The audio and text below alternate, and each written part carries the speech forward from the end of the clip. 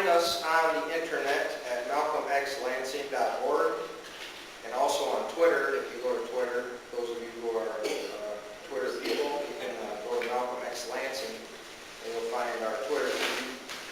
I wanted to make the quick announcement that next month, November 30th, Wednesday, here at the Capital Area District Library, I will give a presentation on Thomas Sugrew's book, Dr. Thomas Sugrew of the University of Pennsylvania. The book is The Origins of the Urban Crisis, which is the history of post-war Detroit.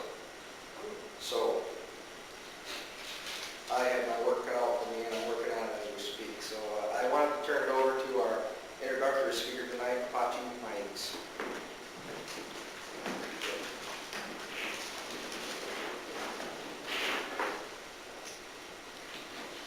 One of the things I want to do tonight is to acknowledge the fact that there's a group of people across the street in the park that refer to themselves as Occupy Lansing. And it's not just a national movement, but a worldwide movement.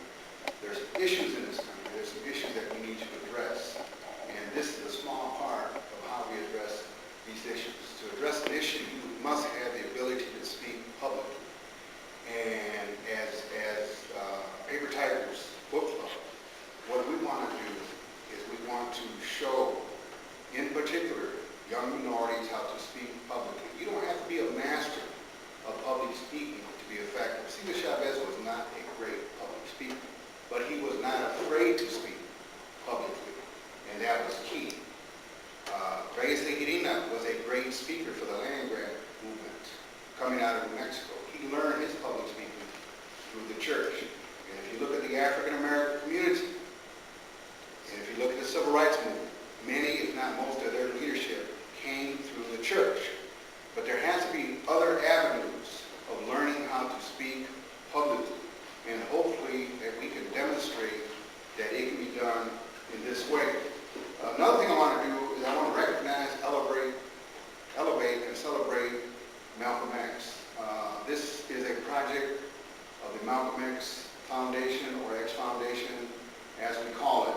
I think it's important to realize that there is no statue of Malcolm X. Malcolm X is a hero to many people throughout the world, particularly people here in the United States, primarily minorities. He's our hero, and our mission statement is to independently research, resurrect, revive, and radiate our heroes, our stories, our issues, our descriptions, and our prescriptions. Now, as I said, there's a very small plaque someplace down the road, supposedly about Malcolm X. There is no statue. But there is a statue of a black man at Michigan State University. And it shows him dribbling a basketball. Okay? Our children are told who our heroes are. And we need to stop that. I mean, Magic Johnson was a great basketball player and probably a very good individual. Newsweek every year has an issue that talks about the most popular black people in the United States. And overwhelmingly, it's a singer, a dancer, or a ball player. Where are the chemists? Where are the physicians? Where are the scientists?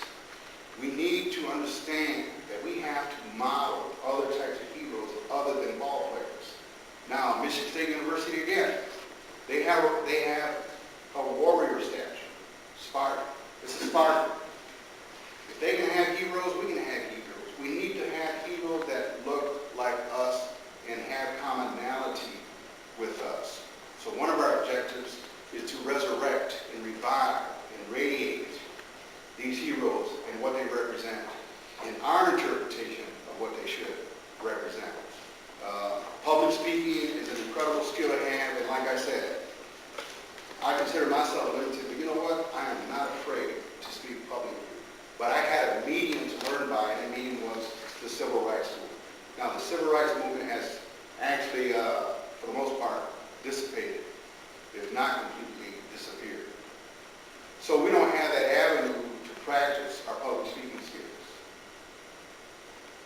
And eventually, the young will come, and we need to model for them Che Guevara, the great revolutionary out of Argentina, said, the greatest revolutionary deed you can commit is to set an example.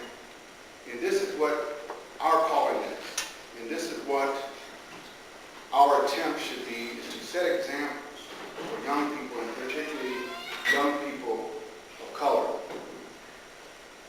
Now, I've been known as speaker for several years, and one of the most powerful things he said was in an interview that he gave to a radio station. This fellow who interviewed him, he said, Mr. Burnside, why is Malcolm X important? Why should he be important to people of color and people in general? And Dennis responded, Malcolm X gave the black man back his masculinity. That was an incredibly powerful statement, and it stands out in my mind. And I found out later that Dennis didn't make that up himself. He was actually quoting somebody else. So evidently, Malcolm X had an effect on the speaker tonight. Malcolm X had an effect on me. So I want to view Malcolm X. I want to evaluate Malcolm X through my perspective. And in addition to teaching kids public speaking, we want to teach them how to research, how to read, how to write, and take advantage of that and promote that to the community at large. And by doing these lectures, and we're creating an audiovisual archive that will be shown throughout the video world, we hope to disseminate information, as I said, about our stories and our issues and our heroes, et cetera, et cetera, et cetera. Okay. And hopefully, in the next year or two, you start to see more young men and women here speaking, because they need a medium to learn how to speak, because there are no mediums that I know of other than the church. And that's a good medium, but there has to be more. Now, to introduce tonight's speaker, I want to say one last thing about Dennis Burnside. When I grew up, my dad abandoned my family. And if you look at the sociological or racial conditions at the time, you can understand why some of those things take place. It's important to break the families if you're going to take advantage of certain segments of society or communities. And I made a promise to myself that I would not do that with my family, that I would not abandon my family. And I stuck to that. And I have a tendency to gravitate toward individuals who are responsible to their families. Because my motto is, mi casa primero, primero mi casa. My house first, first my house. That's where the revolution is. How you take care of yourself, your spouse, your family.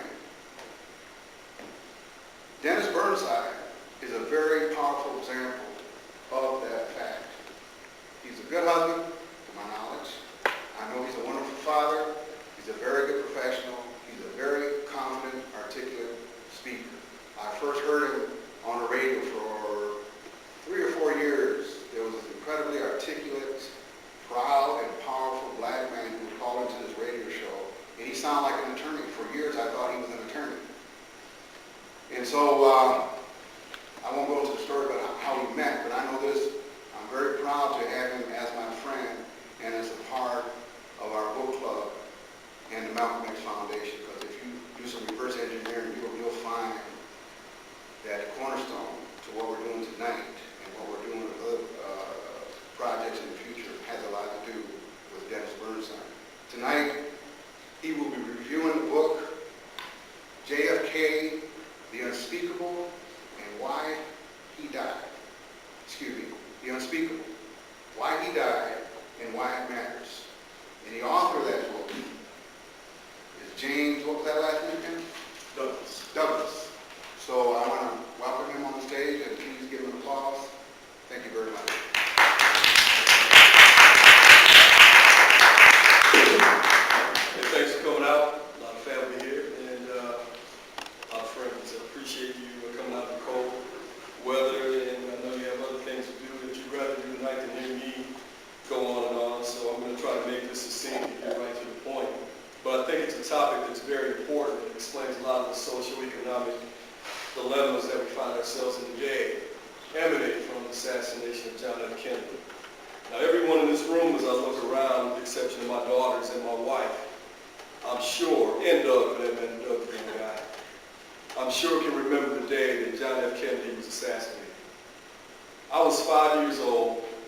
I was in Freeport, Illinois, and I was with my parents and sisters attending a funeral. So they pulled my sisters who were in school out, and we went to my grand aunt Amelia's and my uncle Roy's house. And we were sitting there watching TV. My father and my granduncle were talking, my mother, my sisters, and my granddad were doing what they were doing. And all of a sudden this bulletin came on the screen, and it caught everyone's attention. And they went through the entire process of, there's been gunshots in the parade, and there's been reports that the president's dead, and we have a suspect, Lee Harvey Oswald. And then Oswald was shot. And all these black and white images and these bulletins shocked me, but what was more shocking about that day was looking at my parents. I remember my mother and my granddad crying as if a family member had just been murdered. I remember my father and my granduncle walking outside smoking cigarettes, speaking in hushed tones and looking very, very worried and concerned. It touched me as a youngster because it kind of burst that bubble of security that you have as a child when you grow up among a loving family. And you think that if they're susceptible to shock and pain, what does this mean to me? What's this all about? We go back home, and then we hear all the stories that Lee Harvey Oswald shot the president because he was a bad guy. And then Jack Ruby, who felt bad for the Kennedy family, shot Lee Harvey Oswald. Ipso facto, no conspiracy, life goes on. That was my takeaway for years. And as a young man, I remember my father used to read True magazine and Life magazine, and there were always these articles from time to time, and they included the Zapruder film. And of course, they were in reverse order. And they'd show these almost pornographic pictures of Kennedy's murder, and they would elaborate on the murder, but they would always point it back to a single gunman.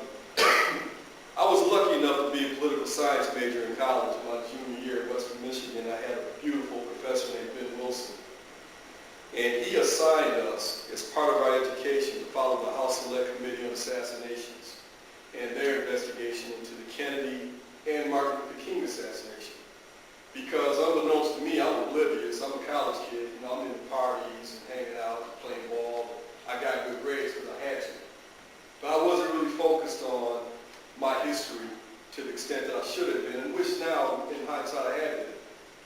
And we started studying the House Select Committee on Assassinations, and it became apparent to us as we competed with each other to get the best reports out and get the most information out, that there was something going on that we had not been told the truth of with regard to all these political assassinations. After 2 semesters, we all concluded, all the competitive students who wanted to get the A's, that Kennedy and King was certainly killed by the government. And the House Select Committee on Assassinations also concluded that JFK, Robert F. Kennedy, and Martin Luther King were all killed probably as a result of a conspiracy. But they concluded they just didn't know who was involved in the conspiracy. There was no way to know, and we'll just have to leave it at that. To that point, you now have 2 official government conclusions. You had James Earl Ray for Martin Luther King, and Lee Harvey Oswald was an angry lone nuts who killed icons of politics and social movements. And then you had the other government conspiracy that said, theory that said, yeah, it was a conspiracy. There was more than one gunman involved in both cases, but we just don't know who did. So fast forward to October 2011, and you may ask yourself, why do I still care? Why is this still relevant to me? And why do I think it ought to still matter to you?